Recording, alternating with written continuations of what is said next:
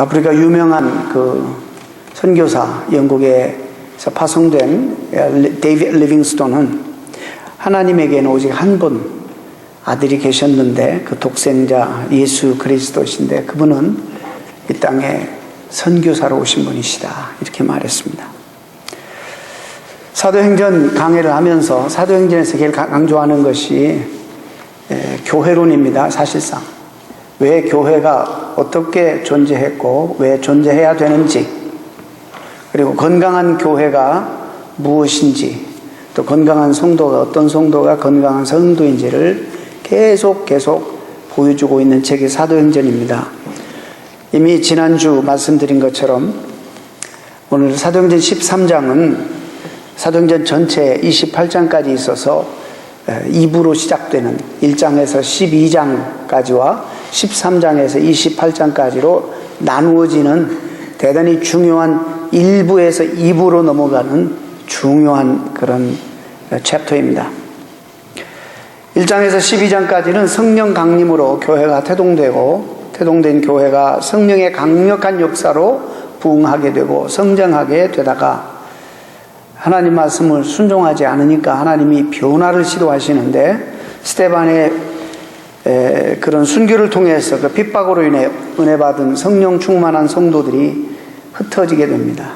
참 사도행전이 우리에게 보여주는 것, 교회 역사가 우리에게 보여주는 것, 하나님이 하시고자 하시는 일은 꼭 하시는데 우리가 그 일들을 순종하지 않으면 하나님은 우리를 제끼고 다른 사람을 사용하신다는 것이죠.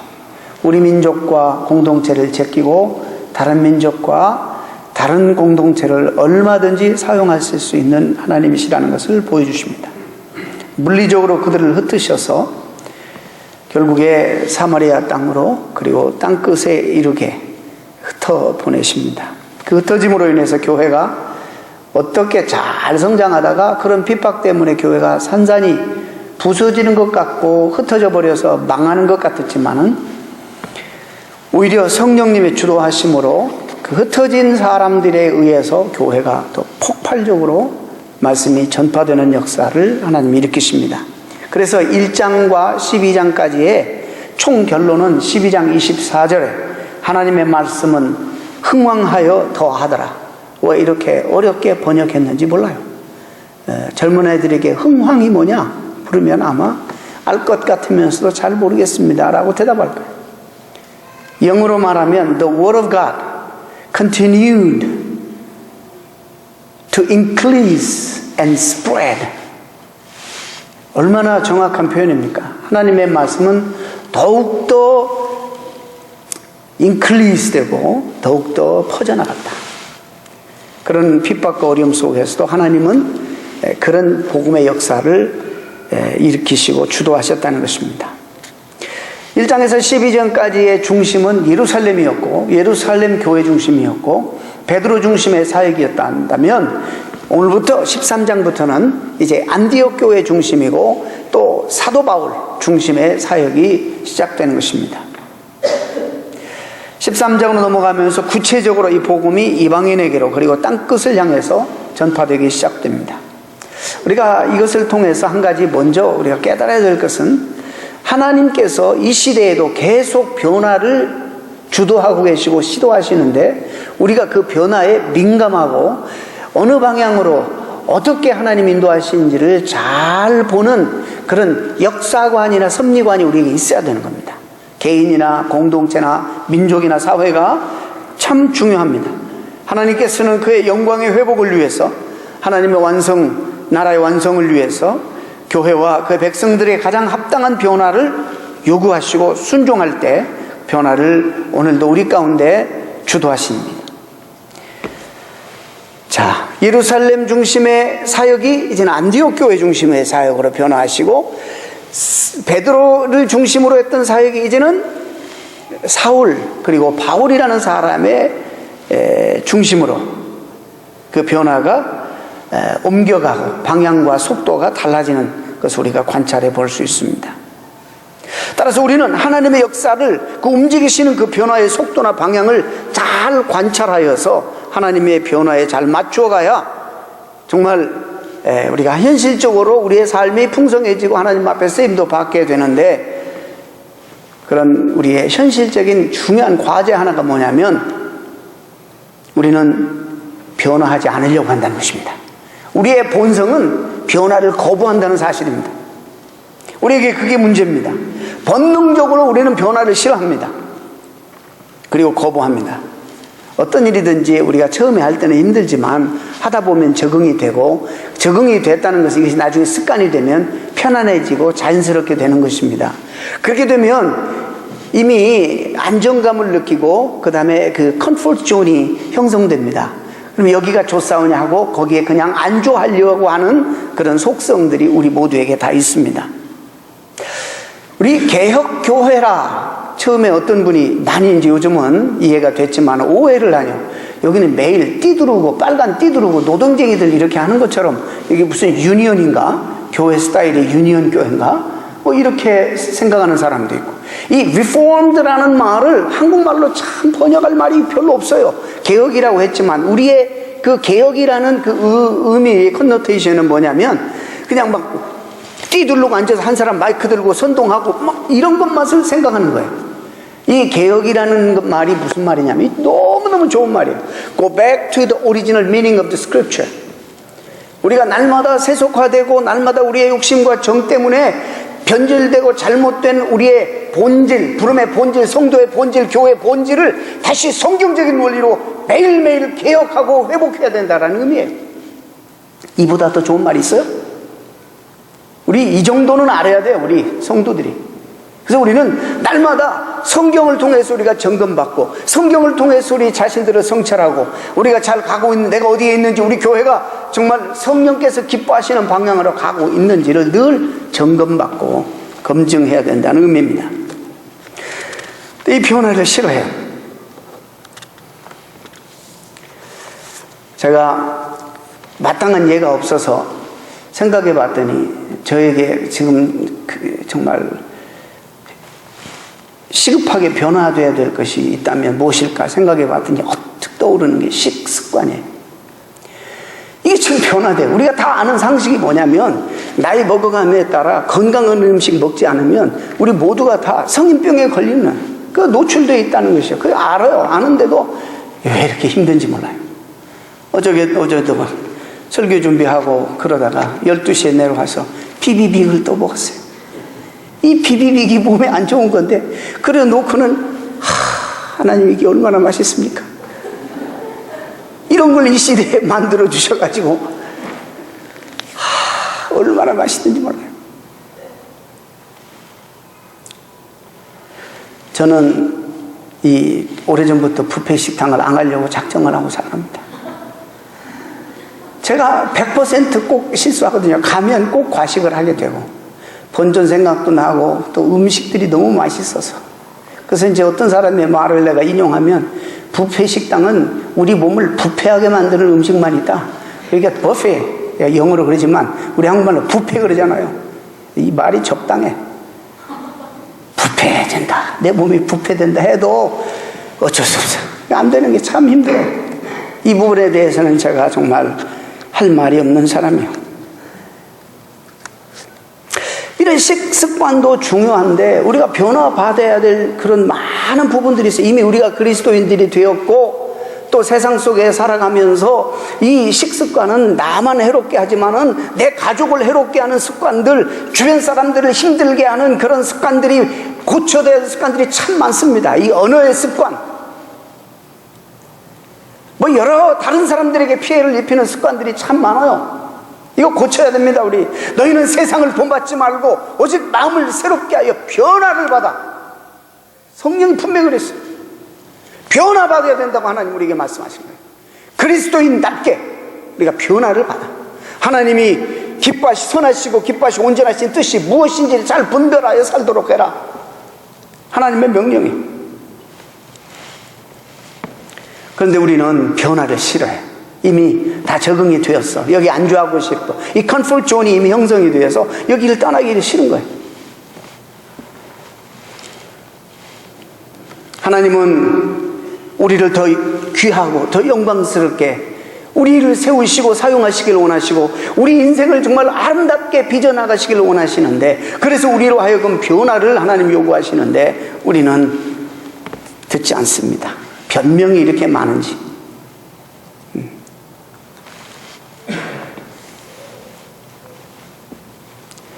우리 하나님이 너는 이것저것의 변화가 필요하다 말씀하시면 우리는 순종해야 합니다. 과감히 변화를 위해서 최선의 노력을 다해야 합니다. 이 세계 선교의 관점에 있어서도 하나님은 이 시대에 놀라운 변화를 지금 주도하고 계십니다. 저는 사실 여행을 좀 이렇게 하고 집회도 다 가고 사람들이 많이 모이는 이런 집회도 초청받아 가고 막 이러면서, 그래도 현재 좀 한국 교회와 이 교계들을 인도하는 그런 지도자들을 많이 만나지 않습니까? 만나보면 저도 여행을 통해서 많은 그런 견문들이 넓혀지고, 또 하나님이 하시는 역사들을 이 모든 세계 속에서, 지구상 속에서 글로벌리 역사들을 많이 듣습니다. 또 만나는 분들이 대부분이 그런 분들이기 때문에 많은 것들을 서로 공유하고 서로 나눕니다.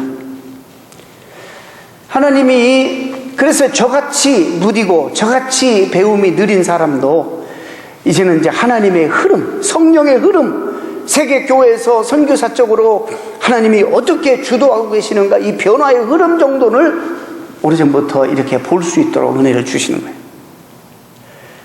그동안 서구 교회가 주도해 왔던 이 선교를 이제 더 이상 서구 교회를 하나님이 제끼시고 이제는 비서구 교회, 그동안에 우리가 신학적인 선교학적인 용어로 Third World Country라 그래요. Third World Country. 예, 뭐라고 하냐면 제3세계. 서구 사회가 아닌 모든 사회는요, 제3세계라고 이 사람들이 만들었어요. 그런 터미널리지를. 개발도상국, 미개발국, 이런데 하나님은 요즘에 15년 전부터 그런 개발도상국에 하나님이 복음의 역사를 일으키시고 성령의 놀라운 역사가 일으키셔서 그곳에서 복음의 확산 운동이 일어나게 하신, 그 중에 대표적인 그런 나라가 우리 한국 아닙니까? 예.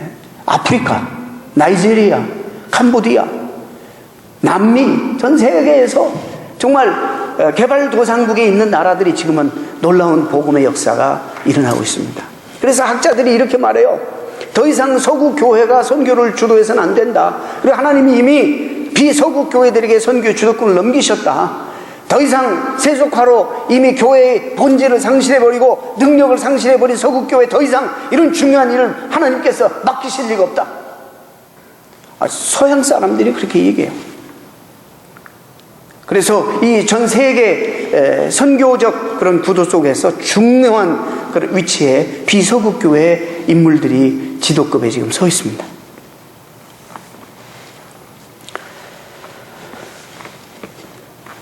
지난 30년 한국교회를 하나님이 축복하시고, 사실 제가 대학을 70년대 초에 이제 들어가서 대학 생활을 했는데, 말까지 군대도 다녀오고, 그때 한국에서 선교사를 보내기 시작했어요.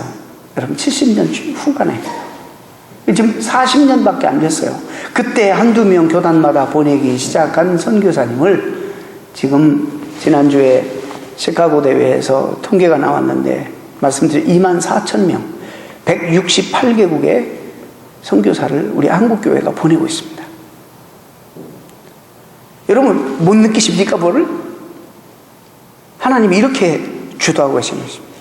이런 숫자를 가지고 우리가 자랑하고 기뻐할 것만이 아니에요. 이것은 또한 동시에 엄청난 책임과 부담이 우리에게 주어진다는 사실입니다. 또 한 가지, 이런 얘기 자꾸 제가 조심스럽지만은 이제는 더 이상 한국교회 부흥은 끝났다, 이렇게 서양 분들이 얘기합니다. 이번에 선교대에 오셔서 강사가 그런 얘기를 했어요. 왜? 이미 너무나 한국에 있는 교회들이 서구화되기 때문에, 너무나 세속화되기 때문에, 너무나 교회 본질을 흐리고 몸집 불리기에 혈연이 되어 있고, 유진 피터슨이라는 사람이 현대 교회는 니네로 가야 되는데 다시스로 가고 있다. 하나님의 명령인 니네를 향해 가서 복음을 외쳐야 되는데 자기 안락과 자기 편안함을 위해서 컴포트 존인 이 다시스로 가고 있다. 거기는 잠시 잠깐의 웃음과 행복이 있지만은, 그리고 환상의 도시지만은, 그러나 그곳은 하나님이 원하시는 곳이 아니고 하나님이 가라는 정반대 방향이라는 것입니다. 지금 한국 교회가 그동안 큰 축복을 받고 엄청나게 쓰임 받았는데 지금 너무나 서구화되어 가고 있습니다.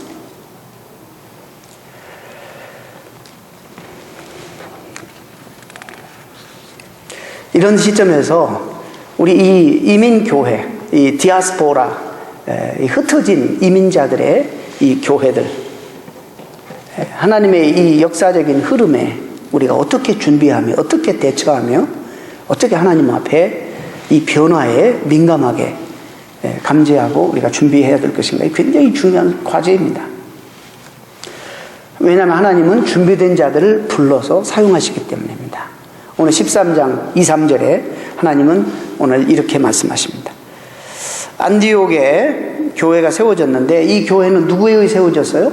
지도 한번 볼까요? 지도, 혹시 지도가 있으십니까? 예, 제가 이걸 준비해 왔습니다.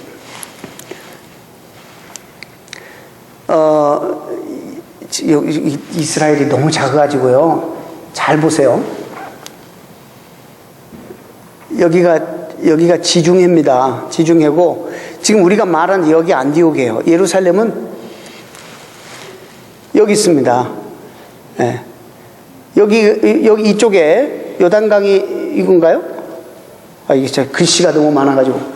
요단강이 있고, 저기 갈릴리가 있고, 그 다음에 요단강이 흐르고 밑에가 사해가 있거든요. 이 요단 동편. 그 다음에 이쪽은 서편. 이쪽이 이스라엘입니다. 네. 그런데 여기가 어디입니까? 구레네. 도망가다가 구레네 사람 한 사람, 그 다음에 여기 구브루 사람 한 사람, 이런 사람들이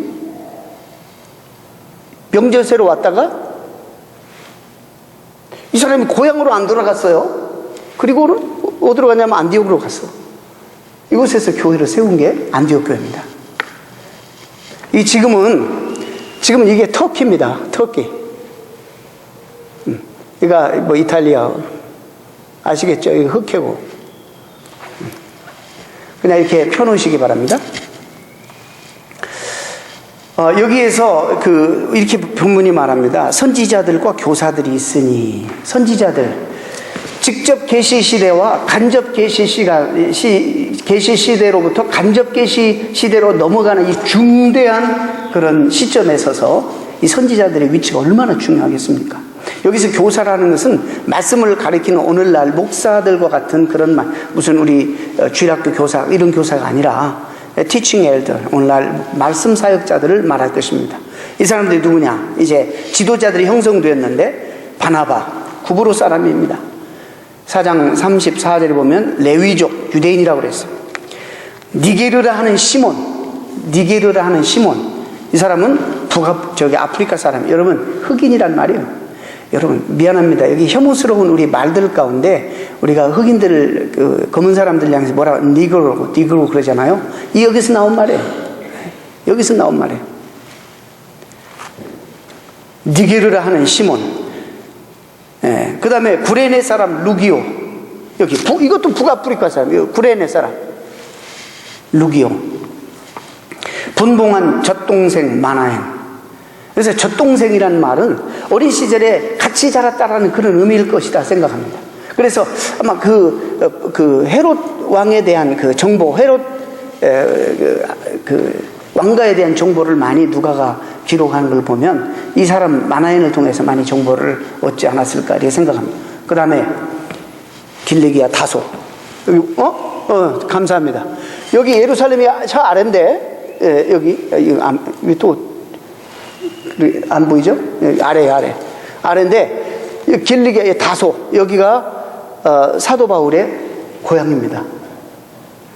그 사도들이 영접을 안 하니까 다시 길리기아 가서 운둔에 있는 이 사도 바울을 여기 안디옥에서 있던 바나바, 예루살렘에서 파송된 바나바가 다소에 가서 바나바를 설득해서 데리고 와서 안디옥에서 사역을 시작한 겁니다. 여러분, 이 5명을 보게 되면 이렇게 딱 느끼는 게 뭔지 아세요? 다양성이에요. 색깔도 다르고, 인종도 다르고, 문화도 다르고, 예. 이게 흔히 말하는 인종과 문화를 초월한 multi-racial, multi-ethnic, multi-cultural, 세계 선교를 위해서 하나님이 이런 변화, 이렇게 준비된 사람을 준비해 주셨어요. 그 유대에서 이 복음이 벗어나기 위해서, 예루살렘을 벗어나기 위해서, 유대 땅을 벗어나기 위해서 얼마나 힘들어했던 거 여러분 지금까지 들으셨죠? 그런데 이렇게 이제는 이 복음이 우주적인 것이다. 이것은 우리만 선민이 아니라 하나님이 모든 백성을 사랑하신다. 우리에게 땅끝까지 가시라고 하신 이유는 우리를 통해서 축복의 통로로 삼아서 모든 민족을 하나님이 부르시기를 원하신다. 이런 준비된 사람들, 이런 사람들 하나님이 딱 지도자로 세우시더니 세계 선교를 주도하신 거예요.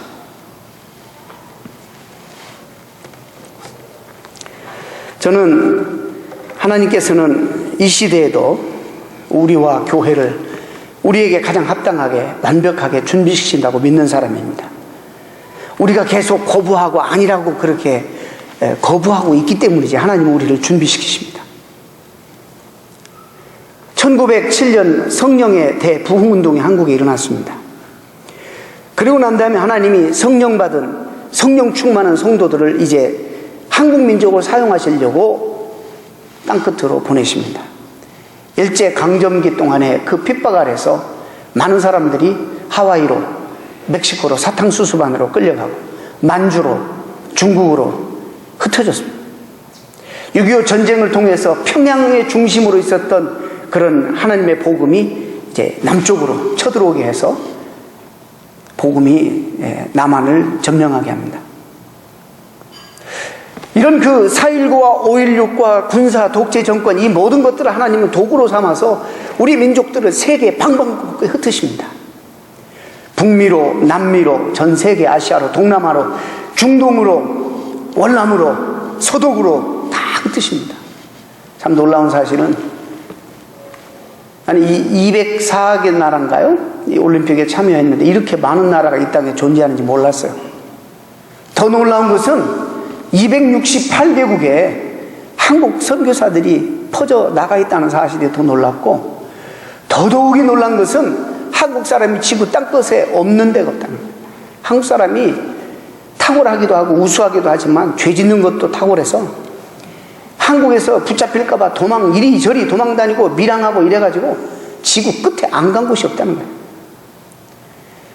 세상에 이제 놀란 것은 원주민 선교를 위해서 알래스카에서 앵커리지 3시간 비행기를 타고 북쪽으로 가는데 거기는 6개월이 밤이고 6개월이 낮입니다. 배로라는 곳인데 육로가 없어요. 비행기로만 가는 뚝 떨어뜨리는 곳. 세상에 깜짝 놀란 것은 그곳에 사람이 정말 살 수 있을까. 듣기만 해도 그 네이티브 인디안들, 아메리칸 인디안들을 전도하러 간 사람인데 한국 사람이 택시 운전하고 있더래. 한국 사람이 식당하고 볶음밥을 팔고 있고, 세상에 안 사는 곳이 없어. 한국 사람이 어디든지 다 들어가. 자, 보세요. 한국 사람이 들어가면 참 놀라운 일은 이런 말이 있어요. 세 사람만 보이면 한국 사람 뭘 세워요? 교회 세웁니다. 교회. 중국 사람은 식당 하지만 한국 사람은 세 가정만 보이면 교회 하는 거예요. 가정교회로부터 시작해서 교회 시작, 어떻게든지 끌어들여서 교회를 운영해 나가요. 그들이 의지가 있어서 그런지 외로워서 그런지 그건 잘 모르겠습니다만 이게 하나님의 놀라운 은혜예요. 하나님의 이런 역사적인 흐름을 통해서 여러분 느끼시는 바가 없습니까? 그러다가 우리는 지금 이곳에 와 있는 것입니다. 하나님이 흩으셔서 우리를 이곳에 오셨어요. 그래서 사실 나는 이민교회라는 말보다도 흩어진 우리 디아스포라 교회라, 그렇게 하는 것이 더 성서적이라고 봅니다. 우리가 이민교회라 그렇게 하면 우리 가운데 어떤 너무 힘들고 고생하니까 우리 성도들 가운데, 우리 성도들은 별로 안 그런가? 뭐가 이렇게 고정관념이냐면 뭐를 스스로 이렇게 입력하냐면 힘들고 지치고 어렵고, 이래서 일주일에 한 번 나와 1시간 하나님 앞에 예배 드리는 것마저도 너무너무 버겁고 힘들고 고통스럽다라는 이런 생각을 우리가 스스로 가지고 있어요. 우리 스스로가 머리에 심어놓은 사실이에요. 지치고 힘든 이민자들이고 그 고달픈 이민자들이 모인 이민교회다. 예, 정신적으로 육체적으로 얼마나 힘듭니까? 알죠? 이게 사실입니다. 아니, 평생 이거 극복하지 못하는, 평생 배워도 안 되는 영어를 우리가 한계를 느끼면서 이 미국 땅에 와서 이 영어로 이 사람들과 함께 산다는 게 쉽지가 않아요. 힘들어요. 그래서 우리에게는 이민 생활은 너무 고달프고 힘들고 어렵다, 살기가 힘들다, 그런 사람들이 모인 교회가 이민교회다. 그래서 이민교회가 너무너무 한국교회나 다른 교회에 비해서 열악하다, 이런 생각들을 가지고 있는 거예요. 여러분, 우리만 힘든 게 아니에요. 저로 말미암아 타락한 인간들이 어디에 있든지 사는 그 자체가 힘든 거예요. 여러분, 지금 지구상에 65억의 인구가 있다고 한다면 6분의 1에 해당하는 11억 인구가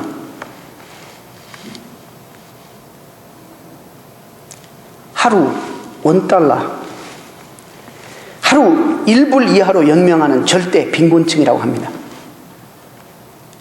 여러분, 요즘 1%, 99% 이런 얘기 많이 하고 데모하잖아요. 월스트리트가에서도 그렇고. 여러분은 1%예요, 지금. 아니, 뭐죠? 네. 1%가 세계의 모든 부를 다 가졌다는 거예요. 매일 40에서 45만 명이 영양실조로 굶어 죽어가고 있습니다. 시간당으로 따지면 매시간 2,000명이 넘게 굶어 죽어가고 있습니다. 우리가 지금 이게 편하게 앉아서 에어컨 틀어놓고 좋은 시설에서 정말 예배드리는 이 1시간에도 2,000명 넘게가 지금 굶어서 죽어가고 있습니다. 굶어 죽는다는 것은 한두 끼 굶어서 죽지 않습니다. 일주일, 2주일 굶어서 죽지 않습니다. 적어도 먹을 것이 없어서 한 달, 2달, 3달 먹을 것이 없어서 먹지 못해서 죽어가는 사람들이 지금 우리가 예배드리는 이 1시간도 2,000명 이상이 죽어가고 있습니다. 신생아가 10명이 태어난다면 4명 이상이 평생 영양실조로 평생 살아도 불구자로 살 수밖에 없는 운명을 가지고 태어납니다. 하루에 저희 통계를 적어왔어요. 매일 10만 명 이상의 어린아이들이 비타민 A의 결핍으로 시력을 잃어가고 있습니다. 지금 이런 통계가, 이런 사실이 우리가 지금 살아가고 있는 이 땅의 현재의 이게 실제입니다. 우리가 그런 세상에서 지금 살아가고 있는데, 이런 현실을 우리가 알면 우리가 인생활에 아무리 힘들고 지쳐도 우리들이 힘들어서 지쳐서 어쩔 수 없이 모인 그런 이민교회라는 말을 우리가 사용해서는 안 될 것입니다. 우리의 고민은 뭔지 아세요? 더 많이 못 먹어서. 수없이 많이 버리는데도 우리의 고민은 뭔지 아세요? 더 편하지 못해서.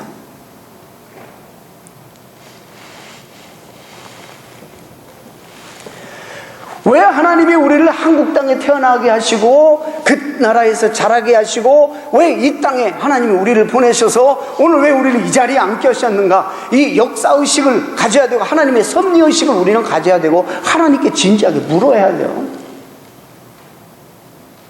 지금 지구 한 모퉁이에서는 수없이 많은 사람이 정말 굶어 죽어가고 있고 1시간당 2,000명 이상이 다 굶어서 죽어가고 있는 현실 속에서 우리는 지금 뭐 때문에 고민하고 뭐 때문에 지금 엄살을 부리고 힘들다고 하는지 우리가 좀 알아야 된다는 것입니다.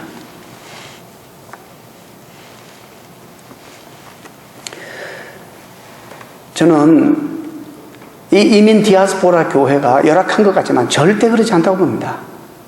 저는 우리를 이 땅에 먼저 하나님이 보내시고 이곳에 잘 적응하게 하신 하나님의 섭리가 분명히 있다고 저는 믿습니다. 아니, 이렇게 힘들고 어려운데 무슨 먹고 살기도 힘들고 하루하루 연명하기도 힘들고 버티기도 힘들고 정신적으로 육체적으로 힘든데 무슨 하나님의 뜻이고 무슨 선교고 배부른 소리 한다고. 그럼 여기 우리가 있어야 될 이유가 없는 거예요. 이런 얘기 안 하면.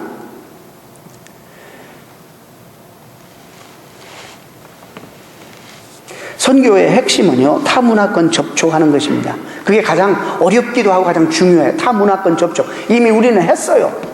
Cross Cultural Experience. 우리 이미 했어요. 지금 하고 있어요. 이 땅에 사는 한 평생 타문화, 타민족 함께 초문화적인 그런 삶을 살 수밖에 없는 운명이에요. 이미 우리는 너무 잘 적응해 왔어요. 특히 우리 자녀들은 탁월해요.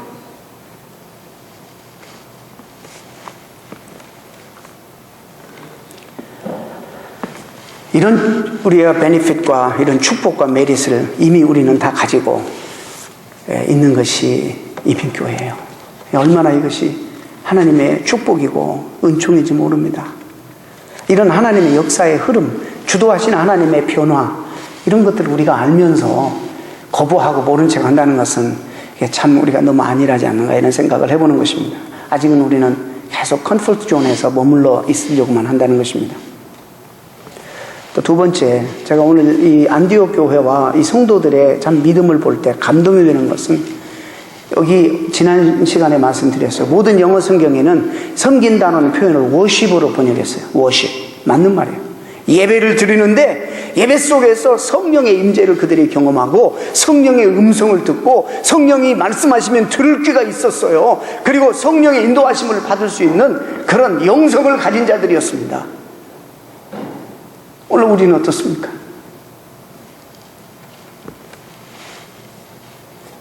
존 스타트라는 영국에 이제 돌아가셨지만 학자는 이런 말을 했어요. 그리스도께서는 교회를 세상에 세우기 전에 먼저 성령을 교회에 보내셨다. 그리고 그 순서는 오늘날도 지켜져야만 한다. 무슨 얘기입니까? 성령의 오심으로 교회가 탄생됐잖아요. 그래서 성령이 먼저 임해야지만이 교회가 시작되는 거예요. 조심스럽게 말씀드리자면, 어쩌면 오늘날 많은 교회들의 문제가 있는 것은 성령께서 먼저 오셔서 성령께서 역사하셔서 교회가 시작돼야 되는데, 그러지 않고 사람들이 헤어지기 싫고 우리 자꾸 외로우니까 자주 만나자 해서 그냥 사람들의 아젠다가 앞서가지고 교회가 많이 이루어지고, 쌈나가지고 서로 적응 못하고 레컨사일하고 이거 화해해야 되는데 안 되니까 분리해 나가서 교회가 세워지고, 이 한인교회들이 다 그런 거예요. 대부분이. 그러니까 교회가 갈등을, 처음부터 시작이 잘못되었고 처음부터 엄청난 문제와 갈등을 안고 교회가 시작되는 거예요. 이제 이해가 되십니까? 자, 그러면 늦게라도 이 사실을 알면 그때라도 빨리 성령의 인도하심에 민감하고 성령 받고 성령 충만하여 하나님의 인도하심을 따라가야지 옳지 않습니까? 교회도 역사가 길어지면 이게 사람들이 모이는 단체고 이렇게 되니까 이 제도화가 돼버려요. 그래서 성령의 인도하심보다는, 여기에 민감하기보다는 사람들의 상식이 앞서게 되고, 그래 되면 안 되잖아요. 우리는 하나님이 뭐라고 하시는가 먼저 묻고, 하나님이 기뻐하시는 방향으로 우리가 늘 속도가 느려도 가야 되고, 우리에게서 정말 결정적인 교회론이 잘못된 거 뭐냐면 숫자 개념이에요. 하나님의 능력과 함께 하심과 역사를 꼭 숫자로 많이 모이면 더 하나님의 능력이 크고, 헌금이 많이 거치면 더 능력이 큰 교회. 성경에 어디 그런 게 있습니까? 이건 정말 타락한 성도들의 생각이에요. 하나님이 함께 하시면 정말 그러지 않습니까? 어느 날 갑자기 빌 게이트가, 그런 사람이 여행하다가 이거 한국교회 한번 가볼까? 이거 보니까는 필요한 게 많네. 10억 불. 뭐 이런 거 있지도 않겠지만 하나님이 하시면 얼마든지 하실 수 있는 거예요. 그런 숫자가 뭐가 그렇게 중요한 거예요? 여러분, 우리가 이번에 태신자 사역도 하고 이러는데 이거 교인 늘리자고 하는 겁니까? 여러분 그렇게 생각하십니까? 수준이, 우리 교회 성도 수준이 그 정도냐 말이죠. 아니잖아요. 그건 결과로 오는 것이에요. 부흥은 영혼에 대한 하나님의 마음을 품고 하나님의 그 애타는 심령을 가지고 영혼을 사랑하는 그런 일에 하나님의 마음을, 하나님의 관점을 가지고 그 심장을 이해해보는 이것이 내가 살고 내가 성령의 인도함을 받고 우리 교회가 사는 길이기 때문입니다.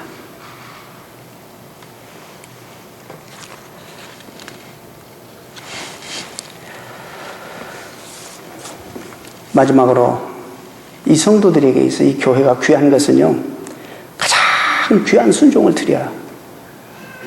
자, 우리는 듣기는 잘하고 깨닫기는 잘하는데 그 다음 문제 없어요. 팔로업이, 순종이 없어요. 이 교회는요, 가장 귀한 것을 더 귀한 이 사역에 드려요. 그들에게 있어서 가장 귀한 것이 뭐예요? 바울과 바나바입니다. 그들에게 있어서 절대적으로 더 필요한 탁월한 사역자들, 바울과 바나바, 가장 귀한 존재들, 더 귀한 일에 뭐의 듣고요? 음성을 듣고 성령의 음성을 듣고 가장 귀한 일에 그분들을 내어 드리는 겁니다. 이것이 이 교회가 하나님 앞에 쓰임받았던 정말 감출 수 없는 비결이에요. 아까 말씀드렸죠? 유진 피터슨이 현대교회는 니느웨가 아닌 다시스로 간다. 요나의 스토리 아십니까? 하나님이 저 니느웨 백성이 다 죽어가는데 죄로 멸망하는데 내가 그 백성을 사랑하니까 너 가라. 가서 그들에게 회개 메시지를 전해서 그들을 좀 돌이키게 하라. 내가 이들을 정말 사랑한다. 근데 이 요나는 선지자라고도 안 불러요. 요나는 선지자도 아닙니다. 예. 우리가 왜 요나를 선지자라고 부르는지 몰라. 요나는 선지자도 아니에요. 불순종하고 어디로 가냐면 환상의 도시, 웃음과 즐거움 있는 도시 다시스로 배를 타고 도망가는 거예요. 하나님이 가만히 놔둬요? 요나 때문에, 요나도 사랑하지만 그 백성들, 수십만의 백성을 사랑해서 요나를 물리적으로 돌이켜서 다시 보내잖아요.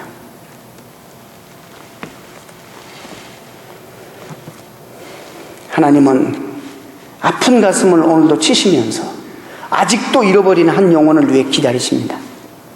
정말 사망의 그늘 안에 앉아서 죽어가는 수많은 사람들을 향해 오늘도 우리 교회를, 우리를 초청하시는 거예요. 가라고.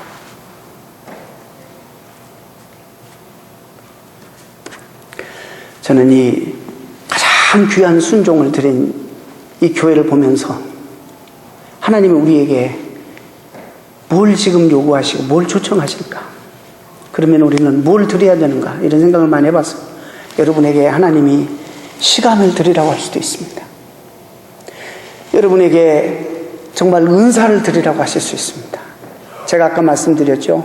우리가 미국에 사는 한 모든 이곳이 선교지입니다. 우리가 제3세계 비행기 타고 나가지 않아도 전 세계 모든 민족이 여기 다 아메리카 합중국이에요. 여기 다 살고 있습니다. 우리가 40일뿐만 아니라 하나님 앞에 매주 파송받는 선교사들입니다. 우리의 삶의 현장에서, 우리의 직장에서 늘 대하는 사람들이 선교의 대상들이고, 이 영혼들이 정말 구원받았을까?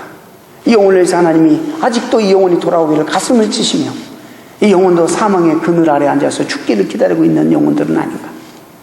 우리가 한번 생각해 보며 하나님의 뜨거운 가슴을 가지고 잃어버린 한 영혼 한 영혼을 위하여 기다리시는 주님 앞에, 그래서 우리를 오늘도 초청하시고 먼저 이곳에 부르시고 먼저 적응하게 하시고 그래서 우리를 먼저 건강한 성도로 세우셨다면 이 교회가 여러분이 이 시대에 하나님 앞에, 부름 앞에 어떻게 응답해야 될 것인가 고민해 보시는 시간이 되어야 되겠습니다. 기도하시겠습니다. 하나님 감사합니다. 오늘 주신 말씀 가슴속에 깊이 새기게 하시고, 하나님 우리에게 시간으로 섬기라고 한다면 시간으로 섬기고, 기도로 섬기라고 한다면 무릎을 꿇어 기도로 섬기고, 물질로 섬기라고 한다면 물질로도 섬기고, 은사로 섬겨야 한다면 은사로도 섬기고, 그래서 우리의 삶에 이 소중한 것들을 평생 나누며 살아가는 저희들 되게 하여 주시옵소서. 우리를 분명 이 땅에 축복의 통로로 세우셨는데 나만 잘 먹고 나만 잘 사는 이기적인 그런 생각을 좀 떠나서 지금도 시간당 2,000명 이상들이 굶어서 죽어가고 있고, 40만 명 이상이 매해 시력을 잃어가고 있고, 이런 현실 속에서 우리가 같은 땅에서 살고 있으면서도 도대체 그들에 비해서 우리의 고민이 무엇이고 우리의 엄살은 무엇이고 우리의 불평은 무엇인지를 생각해 보며 하나님 앞에 회개하고 하나님 부르심에 응답하는 저희들이 되게 하여 주옵소서. 예수님의 이름으로 기도하옵나이다. 아멘.